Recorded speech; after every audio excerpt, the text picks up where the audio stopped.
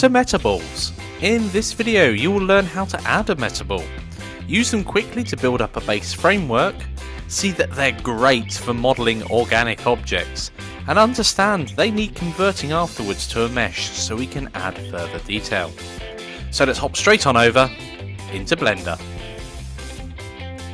Right, so back over in Blender, let's go and play with metaballs. So first of all, make sure your file is saved, and then go ahead and open a new file.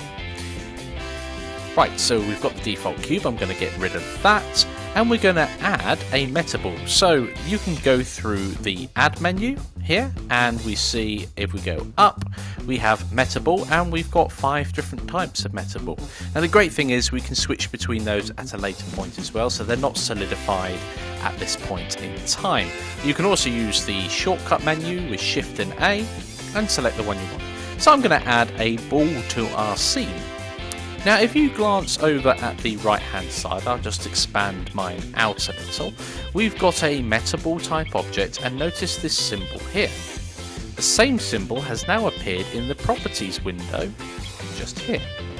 Now in edit mode, if we go into that now, you'll see that we've got a few more options. Under active elements, we'll deal with the top part of this in a moment, so let's just hide that away. Under active element, it gives you a chance to change the type, so we can set it to cube, we can go down to plane, capsule, board, etc. So you can switch between them.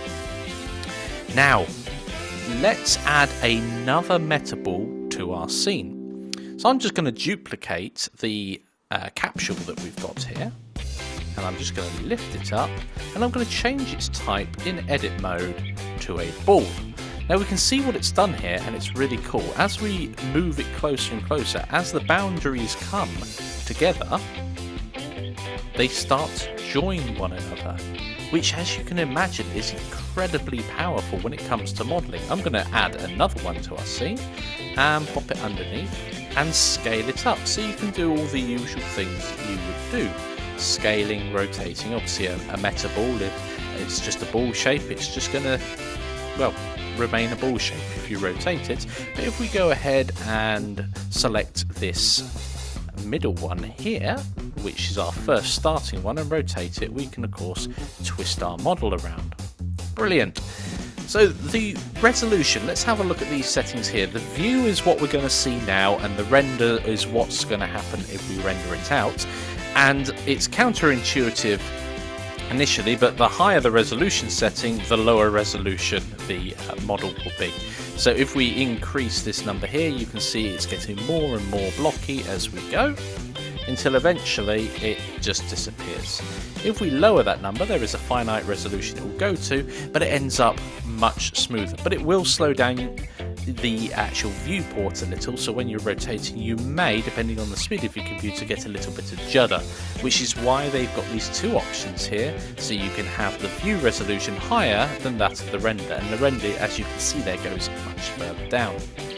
Now in order to do anything with the curves themselves, not curves, sorry, the metaballs, they're kind of three-dimensional curves though, but to do anything with these metaballs we'd need to solidify them from a metaball to a mesh, and we can do that as we've done before. I can use the shortcut keys Alt and C, and we get the convert to, we've got mesh here, and mesh from meta, that's the one there, Alt and C. You can also do it under the object menu, right at the top there, under convert to, so it's hidden under there as well. Now before we do any converting and seeing how that comes out, the final thing I want to show you is quite cool, well I think it's cool anyway. So if we hop over into edit mode, we've got a few other options here. So we're working on this middle one at the moment. I don't want to do that, I want to work on this top one. Let's do that. And let's hop into edit mode again because it's come out. And we've got a couple of options down here under active elements. So not only can we change what type it is, but we can also set its stiffness, and that determines the inner area of that circle. So if we set that quite small, we can get a quite stretched out version of it going on there. I'm going to set that back to 2 where it was before and lower it back down a little. The next one, negative, is quite cool. as we tick that, it now subtracts from the other metaballs it comes into contact with rather than adds to them, which is a great way of putting a dent in that. And of course, if it was smaller, we could even put a hole in the object, just like that. Brilliant. So let's convert this shape we've got here to a mesh. So in object mode, with all of the metaballs selected, so I've selected them in the outliner. And just a quick note, make sure you are happy with the resolution that you've got set. Now, when we do make this a mesh object in a few moments, it's going to use the view resolution that we had set over on the metaball on the right hand side a moment ago. And then Alt and C. And that will then give us the convert menu, and we can select mesh from curve. Okay, now we can start editing it. We can do lots of things. So let's have a look at what it's generated when we hop into edit mode.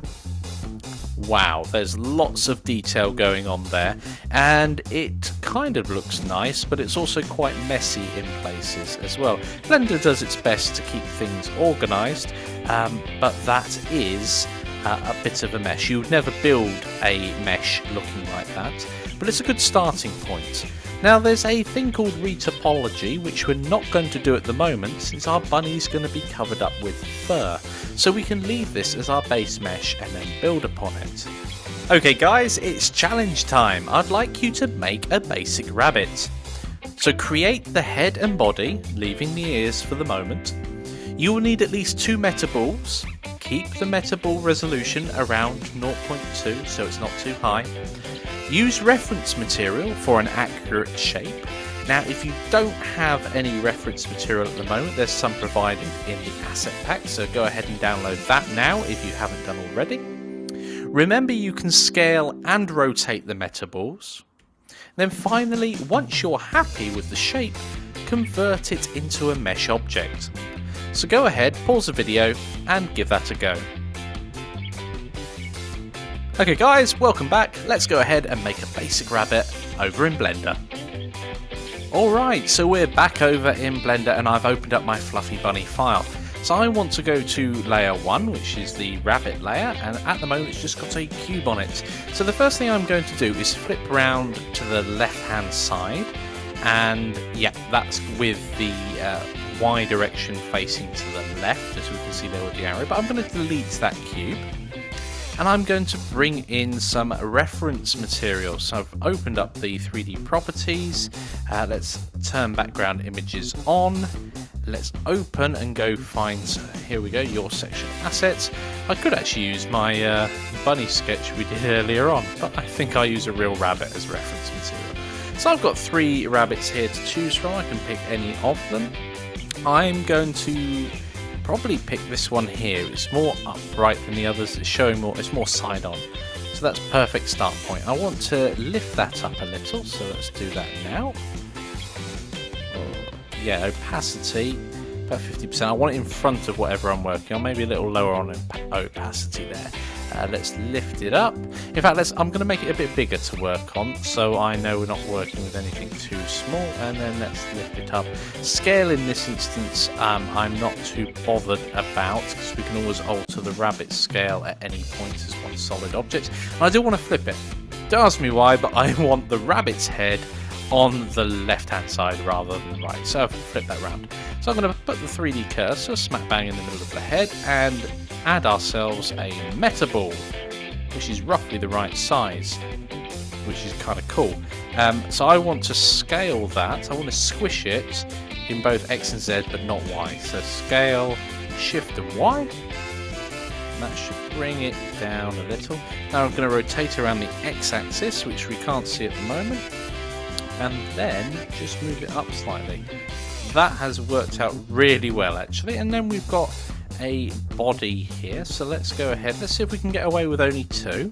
Let's plop that roughly in the middle. So I've duplicated that. I'm going to rotate it around the X-axis, and I'm literally just going to scale that up. I'm going to need to move it a little more down. Okay, so that's a good starting shape going on there. In fact, let's just hop around to see what it's looking like. That's a pretty good start point actually. Doesn't look too rough around the neck and places like that. Let's hop over into the metaball options. View resolution is relatively low at the moment, so let's up that resolution a little. Okay, so 0.25, 0.2. Yeah, that's looking pretty good. Okay, so let's hop back into the left-hand view here and just see if there's any other tweaking we can do. So this front bit of the rabbit here is pretty much all fluff. I know they're good at puffing their chest out there, and it comes in a little here, but we can deal with that later on. But it does come up a little here, so I'm just going to, I don't know if this is going to work, so bear with me. Trying out a few different things here, and I'm going to, is that a new one? Yes, that is a new one, as we can see there. That's not what a rabbit looks like. I'm just going to scale that right down and then move it back towards here to produce that extra bump. And let's see how that looks. Looks like there's a like a bit of a lump on the back, but let's just scale it out in the x-axis whilst looking around it. So scale in the x-axis, let's bring it out.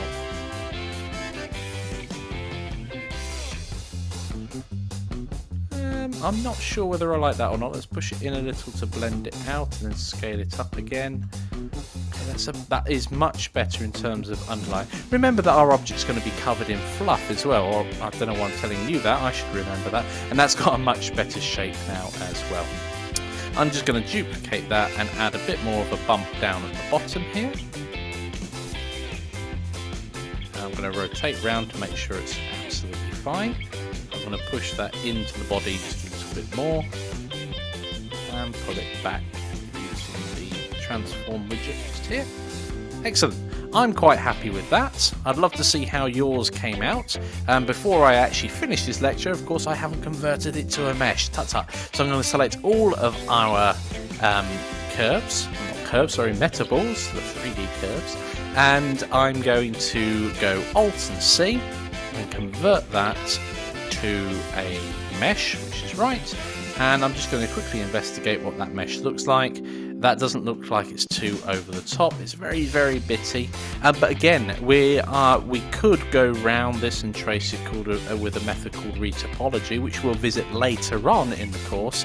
But for the moment, because we're covered up with fur, I'm quite happy with that not happening.